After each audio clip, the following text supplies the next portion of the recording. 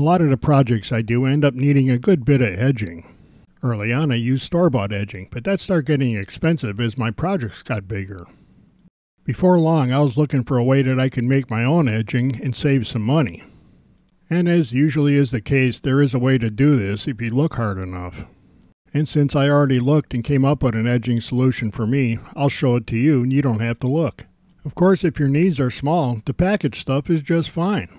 My needs just got where buying the packaged stuff was dumb and I was spending a lot of money in the process.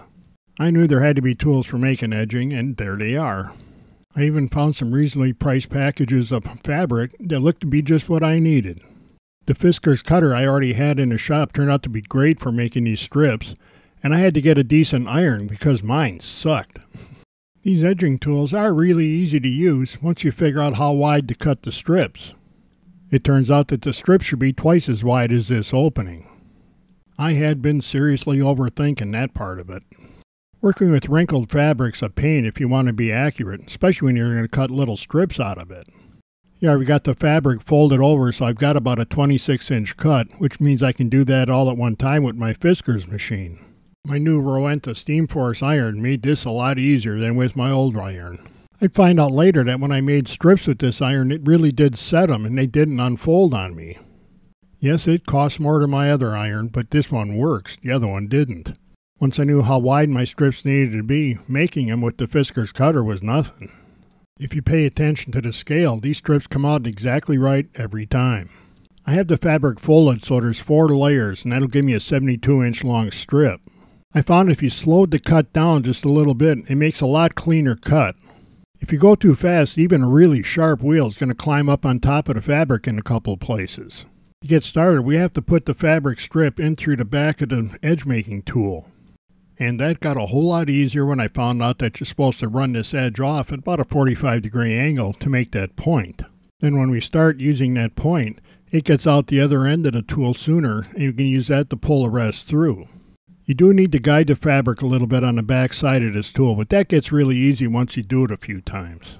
I also found out that after I get it pulled through, sometimes I have to back the tool up a little bit and then move forward again. That just helps work the fabric in all the internal passages that help form this right. I used to do this standing up at an ironing board, but I got disenchanted with that real quickly.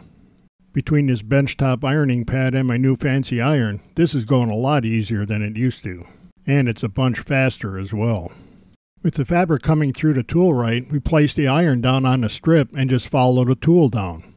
Here again, this steam iron really makes this a lot faster than it used to be with the old iron. And the strips are long enough that I have to stop and pull them back on the pad and then do the rest of the strip. Usually it takes 2 or 3 repositionings. It usually takes less than 30 seconds to do a 72-inch long strip.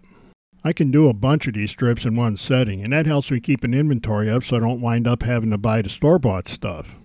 And then after all the strips are formed, the last thing we do is fold them in half once again and iron them down. I found this is a lot easier to do all by eye, and it goes real quick. Doing the last step of making these strips is also a lot easier sitting down on my little pad. And with this new iron, the strips are coming out nice and flat, almost like they're starched, just like the stuff we buy from the stores.